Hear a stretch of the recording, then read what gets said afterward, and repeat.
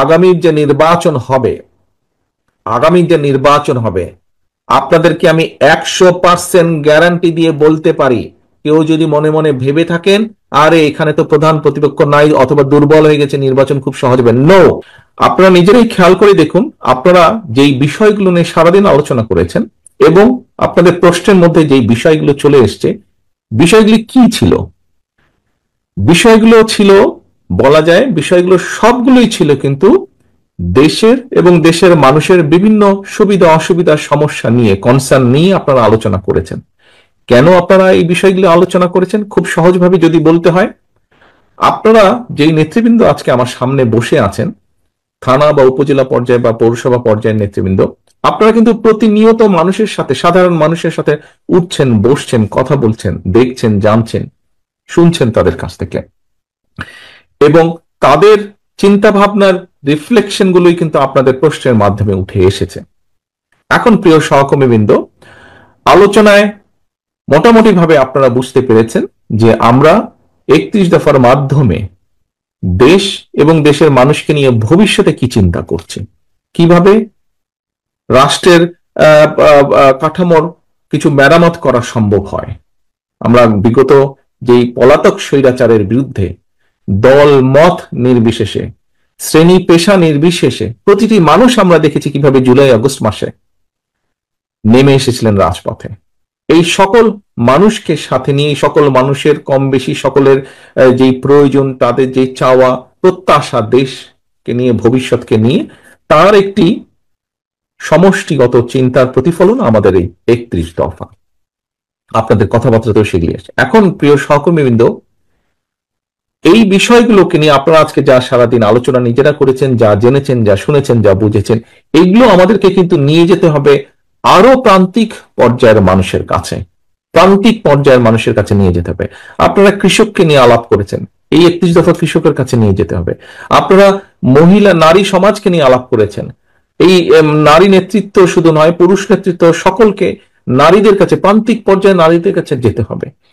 আপনারা আলাপ করেছেন মিল কারখানার শ্রমিকদেরকে নিয়ে, তাদের কাছে যেতে হবে। শিক্ষা নিয়ে আলাপ করেছেন, ছাত্র এবং শিক্ষকদের কাছে যেতে হবে। অর্থাৎ সমাজের প্রতিটি শ্রেণীর ব্যাপারে আপনারা আলাপ করেছেন, তাদের কাছে যেতে হবে। কারণ আমাদের মূল লক্ষ্য বা টার্গেট, আমরা যখন অতীতে অর্থাৎ বিএনপি বাংলাদেশ জাতীয়তাবাদী দল শহীদ রাষ্ট্রপতি জিয়া রহমানের নেতৃত্বে এবং পরবর্তীতে দেশনেত্রী খালেদা জিয়ার নেতৃত্বে আমরা যতবার দেশ পরিচালনার সুযোগ পেয়েছি বাংলাদেশের জনগণের সমর্থনকে নিয়ে, আমরা প্রতিবার চেষ্টা করেছি এই দেশের মানুষের ভাগ্যের পরিবর্তন ঘটাতে, দেশটাকে এগিয়ে নিয়ে যেতে আমরা চেষ্টা করেছি মানুষের যাতে কিছুটা বেটার থাকে, মানুষ কিছুটা ভালো থাকে।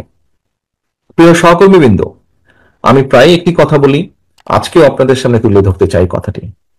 আপনাদের সাথে বিভিন্ন সময় বিভিন্ন পর্যায়ে আমার মিটিং হয়েছে বা কথাবার্তা যখন হয়েছে, ভিউজ এক্সচেঞ্জ হয়েছে, আপনারা আপনাদের বক্তব্যের এক পর্যায়ে প্রায় প্রত্যেকটা নেতাকর্মী কিন্তু, সেটি যে বিভাগ পর্যায়ে, জেলা পর্যায়ে, থানা পর্যায়ে, ইউনিয়ন পর্যায়ে, যখনই কথা হয়েছে একটি কথা বলেছেন, বাংলাদেশের মানুষ তাকিয়ে আছে বিএনপির দিকে বা বিএনপির কাছ থেকে তাদের ভালো বড় কিছু প্রত্যাশা। প্রিয় সহকর্মীবৃন্দ, কোটি কোটি মানুষের যখন প্রত্যাশা থাকে তখন সেই দায়িত্বটি কিন্তু অনেক বড় থাকে। আজকে দেখুন, আপনি নিজে যখন বের হন আপনার এলাকায়, তখন কিন্তু এই বর্তমান প্রেক্ষাপটে আপনি একজন ইউনিয়নের নেতা হন, আপনি থানা, পৌরসভা, উপজেলা, জেলা, যেই পর্যায়ে আপনি নেতা হন না কেন, আপনি বিএনপির মূল দলের নেতা হন অথবা আপনি অঙ্গ সহযোগী সংগঠনের নেতা হন, আপনি যখন ঘর থেকে বের হন, আপনার আশেপাশের সাধারণ মানুষ যারা আপনাকে জানে যে আপনি বিএনপির সাথে সম্পৃক্ত, বিএনপির রাজনীতি করেন, দেশনেত্রী খালেদা জিয়া, শহীদ রাষ্ট্রপতি জিয়া রহমানের রাজনীতি আপনি করেন, আপনাকে সালাম দিয়ে কিন্তু জিজ্ঞেস করে, ভাই কি অবস্থা, দেশের কি অবস্থা, কি হবে, নির্বাচন কবে হবে, জিজ্ঞেস করে না? এরকম প্রশ্ন উত্তর আপনাদেরকে জিজ্ঞেস করে। আপনারা যারা মিল কারখানা পরিচালনা করেন, আপনাদেরকে আপনাদের অন্য মিল কারখানার মালিক, তাদের সাথে দেখা হলে জিজ্ঞেস করে, কি ভাই কি অবস্থা, দেশে নির্বাচন কি হচ্ছে, নাহলে তো ব্যবসা বাণিজ্য ঠিকভাবে হচ্ছে না, সবকিছু থেমে আছে। অর্থাৎ আপনারা যারা শিক্ষকতা করেন, অন্য সহকর্মী বিন্দু আপনাদের জিজ্ঞেস করে, কি ভাই কবে নির্বাচন হবে, কিভাবে কবে হবে। কেন আপনাদেরকে জিজ্ঞেস করে? আর তো কাউকে জিজ্ঞেস করছে না, অন্য কাউকে জিজ্ঞেস করছে না, কিন্তু আপনাকে জিজ্ঞেস করছে, আপনি বিএনপির নেতা হিসাবে আপনাকে জিজ্ঞেস করছে বা বিএনপির কর্মী হিসাবে আপনাকে জিজ্ঞেস করছে। এ কারণেই জিজ্ঞেস করছে কারণ প্রত্যাশাটাই আপনাদের কাছে, তারা মনে করে যে হ্যাঁ, কিছু ভালো কিছু করতে পারলে বিএনপি করতে পারবে। অধিকাংশ মানুষের, আমি বলছি না 100%, বাট দেশের অধিকাংশ মানুষের এরকমই প্রত্যাশা, এরকমই বিশ্বাস, এরকমই ধারণা। এখন সহকর্মীবৃন্দ, আপনারা এখানে উপস্থিত প্রত্যেকে এক একজন রাজনৈতিক কর্মী। একজন রাজনৈতিক কর্মী অথবা একটি রাজনৈতিক দলের সবচেয়ে বড় সফলতা কি? আমার এই প্রায় 35 বছরের রাজনীতির অভিজ্ঞতার আলোকে আমি যেটা মনে করি, একজন রাজনৈতিক কর্মী বা রাজনৈতিক দলের সবচেয়ে বড় সফলতা হচ্ছে মানুষের আস্থা অর্জন। মানুষের আস্থা অর্জন। এই যে আপনি যখন বের হন, যে কথাটি বললাম, আপনি যখন বের হন মানুষের সালাম পাচ্ছেন, আপনি দেখুন আপনার নাম যদি ধরেন, আপনার নাম কাশেম, আপনার আশেপাশে সমাজের, আপনার সামাজিকভাবে আপনার আশেপাশে অনেক কাশেম আছে। কয়জন কাশেমকে দেখলে মানুষ দৌড়ে এসে সালাম দিচ্ছে অথবা কথা বলছে? কিন্তু আপনি কাশেম, আপনার সাথে কেন কথা বলছে, সালাম দিচ্ছে? বিকজ আপনি বিএনপি করেন। বিকজ আপনি বিএনপি করেন। আপনার সাথে অথবা তার সাথে, সেই ব্যক্তিটির সাথে যারা সালাম দিচ্ছে, যাদের কনসার্ন আছে, যারা জানতে চাইছে, তারা মনে করে যে তাদের ভাগ্যের সাথে আপনার একটি বিষয় জড়িত আছে। আপনার কথাবার্তা, উঠা বসা, আপনার বক্তব্য, বিবৃতি, আপনার কাজকর্মের সাথে তাদের ভাগ্য কম বেশি জড়িত আছে, তাদের ভবিষ্যৎ জড়িত আছে। সেজন্যই আপনাকে জিজ্ঞেস করে, আপনার উপর আস্থা রাখতে পারে, ভরসা রাখতে পারে। প্রিয় সহকর্মীবৃন্দ, আমার মূল যে কথাটি ছিল এখানে বলা, সেটি হচ্ছে যে এই যে আপনার উপর আস্থা ভরসা রাখছে, এই যে এটাই হচ্ছে আপনার সবচেয়ে বড় সফলতা একজন রাজনৈতিক কর্মী হিসাবে। মানুষ আপনার উপরে আস্থা রাখছে, বিশ্বাস করছে আপনাকে, একটি রাজনৈতিক দলের। এই যে আপনারা কর্মসূচি ডাক দিলে, আমরা যখন কর্মসূচি ঘোষণা করি, হাজারো লক্ষ মানুষ সেই কর্মসূচিতে অংশগ্রহণ করে। কেন? মানুষের আস্থা বা বিশ্বাস। এখন সহকর্মীবৃন্দ, এই বিশ্বাস, আপনি যে পর্যায়ের নেতা হন, বিশ্বাস রাখুন মনের মধ্যে। আপনি যে পর্যায়ের নেতা হন সেটি বিষয় নয়। মূল বিষয় হচ্ছে জনগণ আপনার উপর আস্থা রাখে। সেটি 5 জন হোক, 50 জন হোক, 500 হোক, 5000 হোক, আপনার উপরে মানুষ আস্থা রাখছে। আপনি যে পর্যায়ের নেতা হন, ইউনিয়ন, গ্রাম, ওয়ার্ড, পৌরসভা, থানা, জেলা, যাই হন না কেন, আপনার উপর মানুষ আস্থা রাখছে। আপনি বিএনপি হন, আপনি ছাত্র দলের হন, আপনি মূল দলের হন, আপনি যুব দল, স্বেচ্ছাসেবক না, মহিলা দল, কৃষক দল, যেটাই হন না কেন, আপনার উপর আস্থা রাখছে। এটাই হচ্ছে আপনার সবচেয়ে বড় সফলতা বা সবচেয়ে বড় বিষয়, আপনার রাজনৈতিক অর্জন, সফলতা। এখন এই আস্থা তো ধরে রাখার দায়িত্ব জনগণের নয়। এই আস্থা ধরে রাখার দায়িত্ব আপনার, আমাদের সকলের। আপনি হচ্ছেন আপনার এলাকায় বিএনপির অ্যাম্বাসেডর, বিএনপির রাষ্ট্রদূত। আপনি আপনার এলাকায়, আপনাকে দিয়ে মানুষ বিএনপিকে বিচার করবে, আপনাকে দিয়ে মানুষ বিএনপিকে চিন্তা করবে। কাজে আপনি কি তখন মনে করবে যে আপনি ভালো হলে বিএনপি ভালো, আপনি খারাপ হলে বিএনপি খারাপ? আমি জানি না আপনারা কথাটা বুঝতে পারছেন কিনা, কথাটা সহজ এবং সিম্পল। আপনাকে দিয়ে মানুষ বিএনপিকে বিচার করবে। কাজেই প্রিয় সহকর্মী, নেতৃবৃন্দ, আজকে আপনারা এই যে প্রশ্নগুলো করেছেন, আমাকে করেছেন, মঞ্চকে প্রশ্নগুলো অনেক করেছেন, আপনি আপনার কনসার্ন থেকে প্রশ্ন করেছেন। আপনি ফিরে গিয়ে আপনার সেই মানুষগুলোকে বলবেন, আপনি যে আমি এই পড়েছি, তারা এই বলেছে আমাকে। এই যে আপনার কনসার্ন, এই যে আপনার জানতে চাওয়া, আপনি তো নিজের জন্য জানতে চাননি, আপনি দলের কাছে জানতে চেয়েছেন, আমার কাছে জানতে চেয়েছেন, দলের দায়িত্বপ্রাপ্ত হিসাবে আপনি মঞ্চে যারা দায়িত্বপ্রাপ্ত তাদের কাছে জানতে চেয়েছেন। কেন? যাতে আপনি গিয়ে জবাব দিতে পারেন যে আমি কৃষি সম্পর্কে এই জানতে চেয়েছি কৃষক ভাইদের জন্য, আমি শিক্ষা সম্পর্কে জানতে চেয়েছি ছাত্র বা শিক্ষকদের জন্য, এই কারণে আমি জানতে চেয়েছি। অর্থাৎ আপনার এই কনসার্ন থেকে আপনি জানতে চেয়েছেন। এখন প্রিয় সহকর্মীবৃন্দ, আপনাকে আরেকটি বিষয়ে সচেতন থাকতে হবে, আরেকটি বিষয়ে কনসার্ন থাকতে হবে। আমি প্রায় প্রত্যেকটি অনুষ্ঠানে, কর্মশালায় বলছি, একটি কথা বলছি, জনগণকে সঙ্গে রাখুন, জনগণকে সাথে রাখুন। আমরা কিন্তু সবসময় বলেছি, আমরা আমি দামির নির্বাচনে বিশ্বাস করি না। আমরা একটি রাজনৈতিক দল, নির্বাচনে আমরা যাব, নির্বাচন আমরা করব, নির্বাচন আমরা চাইবো, এখানে লুকাছাপার কোনো ব্যাপার নেই। এটা নর্মাল, সিম্পল। জনগণের সমর্থন আমরা পাবো, বেশি পেলে আইন অনুযায়ী, নিয়ম অনুযায়ী, দেশের সংবিধান অনুযায়ী যা হবার সেটিই হবে। জনগণের সমর্থন ভিত্তিতে জনগণ যাকে বেশি সমর্থন নেবে তারা দেশ পরিচালনা করবে। অর্থাৎ আমরা নির্বাচন চাইবো, নির্বাচন চাওয়াটা কোনো অন্যায়ের বিষয় না, এটাই স্বাভাবিক। এখন নির্বাচনকে যদি ফেস করতে হয়, আমরা আমিরামি নির্বাচনে তো বিশ্বাসী না, আমরা নিশিরাতের নির্বাচনেও বিশ্বাসী না, আমরা ভোট ডাকাতের নির্বাচনেও বিশ্বাসী না। আমরা একটি স্বচ্ছ স্বাভাবিক নির্বাচনে বিশ্বাসী, যেখানে মানুষ নির্ভয় নির্দ্বিধায় ভোট দিবে। আমরা সেই নির্বাচনে বিশ্বাসী, মুক্তভাবে ভোট দিবে। এখন সহকর্মীবৃন্দ, মানুষ যখন নির্বাচনে ভোট দিবে নির্দ্বিধায়, নির্ভয় ভোট দিবে, নির্ভয় ভোট দিবে। আমাদের একজন সহকর্মী এখানে সংবাদপত্রের স্বাধীনতা নিয়ে কথা বলেছেন। আপনি চাইছেন যে আমাদের কি পদক্ষেপ, কি পরিকল্পনা সংবাদপত্রের স্বাধীনতা নিশ্চিত করার। আমাদের তো একই সাথে পরিকল্পনা আছে যে কোনো মূল্যে এই দেশের মানুষের ভোটের অধিকারকে রক্ষা করা, ভোটের অধিকারকে রক্ষা করা, বাক স্বাধীনতা যেমন হচ্ছে ভোটের অধিকারকে রক্ষা করা। কাজী মানুষ যখন ভোটের অধিকার রক্ষা করবেন, মানুষ তখন নির্দ্বিধায় ভোট দিবে।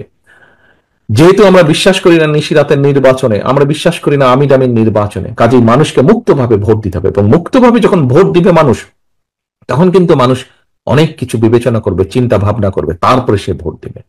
এবং তার সেই চিন্তা ভাবনাকে যদি আপনার পক্ষে রাখতে হয়, তাহলে কিন্তু জনগণের আস্থা আপনার পক্ষে থাকতে হবে, আপনার প্রতি জনগণের আস্থা রাখতে হবে। এবং জনগণের আস্থা যদি আপনার পক্ষে রাখতে হয়, তাহলে আপনার আচার আচরণ, কথাবার্তা সকল কিছু সেরকম থাকতে হবে। প্রিয় সহকর্মীবৃন্দ, আগে একটি কথা বলেছে, আপনি হচ্ছেন আপনার এলাকায় জনগণের প্রতিনিধি, আপনার এলাকায় জনগণের প্রতিনিধি। আপনি এত বছর যখন কষ্ট করেছেন, এত এখানে যারা উপস্থিত আছেন 3 জেলার, আমার কাছে তো মনে হয় এখানে যারা যেই কয়টা মানুষ উপস্থিত আছেন এখানে হিসাব মতে আজকে আপনারা উপস্থিত আছেন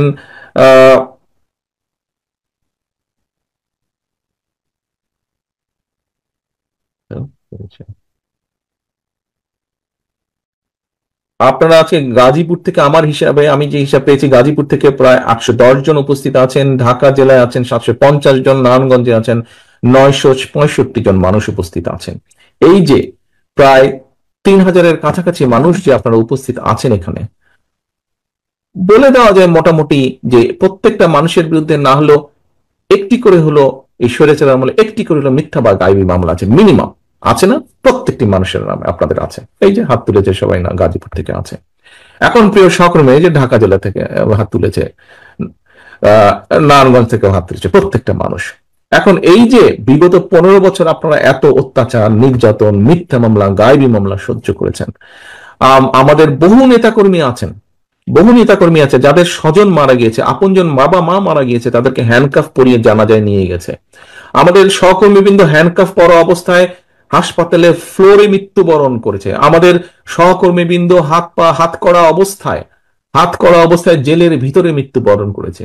যেই দলের নেতাকর্মীরা এত অত্যাচার নির্যাতন সহ্য করে এই পর্যন্ত আপনারা এসেছেন, এই পর্যন্ত দলের ঐক্যকে ধরে রেখেছেন, এই পর্যন্ত জনগণের আস্থাকে ধরে রেখেছেন, আমাদের ভেতরে যদি কেউ নিজের স্বার্থ হাসিলের জন্য এই আস্থাকে আঘাত করে, এই আস্থাকে, বিশ্বাসকে, জনগণের আস্থা বিশ্বাসকে নষ্ট করে নিজের স্বার্থ সিদ্ধির জন্য, ব্যক্তিগত স্বার্থ সিদ্ধির জন্য, আমার অনুরোধ থাকবে আপনাদের সহকর্মী হিসেবে, প্রত্যেকের কাছে অনুরোধ থাকবে, আপনাদের নেতা হিসেবে আপনাদের প্রত্যেকের প্রতি আমার নির্দেশনা থাকবে, শক্ত হাতে সেই লোকগুলোকে দমন করতে হবে। আপনাদের শক্ত হাতে সেই লোকগুলোর বিরুদ্ধে আপনাদেরকে ব্যবস্থা নিতে হবে।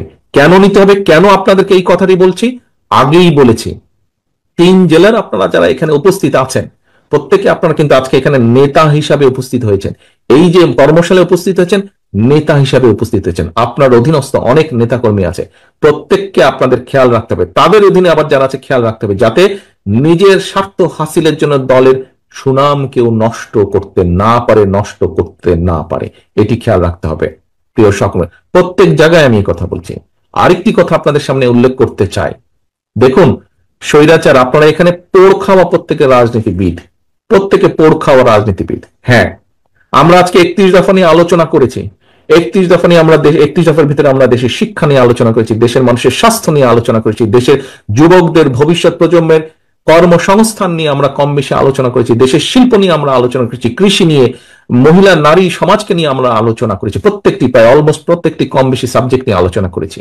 এখন আমরা যদি রাষ্ট্র মেরামত করতে চাই, আমরা যদি আমাদের এই কর্মসূচিগুলি, পরিকল্পনাগুলো যদি আমরা সফল করতে চাই, এগুলি বাস্তবায়ন আমরা করতে চাই, তাহলে অবশ্যই আমাদেরকে রাষ্ট্র ক্ষমতায় যেতে হবে জনগণের সমর্থন নিয়ে। তাহলে অবশ্যই আমাদেরকে সরকার গঠন করতে হবে জনগণের সমর্থনকে নিয়ে, সহকর্মী বৃন্দ। তা না হলে, আমরা যদি সেটি করতে সক্ষম না হই, আমাদের এতদিনের আন্দোলন ব্যর্থ হয়ে যাবে। আমরা যদি সেটা করতে সক্ষম না হই, তাহলে আমাদের এই যে সারাদিনের আলোচনা সভা, এইটি কর্মশালা, এটি আমাদের ব্যর্থ হয়ে যাবে। প্রিয় সহকর্মীবৃন্দ, আমরা দেশ নিয়ে যেই চিন্তা ভাবনা করছি, দেশের মানুষকে নিয়ে যে চিন্তা করছি, যেই কর্মসূচিগুলো দিয়েছি আমরা 31 দফার ভিতরে, এগুলোকে সফল করতে হলে আমাদেরকে জনগণের সমর্থন প্রয়োজন, জনগণের আস্থার ভিতরে আমাদেরকে থাকতে হবে। এবং সে কারণে আমাদের প্রত্যেককে, আমাদের প্রত্যেককে আমাদের অবস্থান থেকে যেটি সঠিক সেই কাজটি করতে হবে, যেটি অনৈতিক, যেটি খারাপ কাজ সেটিকে আমাদের ত্যাগ করতে হবে, সেটির বিরুদ্ধে আমাদের প্রতিবাদ গড়ে তুলতে হবে, সেটির বিরুদ্ধে আমাদেরকে শক্ত অবস্থান নিতে হবে। কিছুক্ষণ আগে একটি কথা বলেছিলাম যে রাজনীতিবিদ হিসেবে, রাজনৈতিক কর্মী হিসেবে, রাজনৈতিক দল হিসেবে সফলতা কি? পিছনে যখন জনগণ থাকে। আপনারা প্রত্যেকেই কম বেশি জীবনে বহু মিছিল করেছেন। আপনি যখন মিছিল নিয়ে যান, মাঝে মাঝে কিন্তু আপনি পিছনে থাকেন, আরে ভাই আমার মিছিলটা কত বড় একটু দেখি তো। যখন দেখেন মিছিলটা আপনার প্রত্যাশার চেয়ে বড়, আপনার নিজের মনটা, কলিজাটা বড় হয়ে যায় না? দেখতে ভালো লাগে না? চ্যানেলটি সাবস্ক্রাইব করে আমাদের সঙ্গেই থাকুন।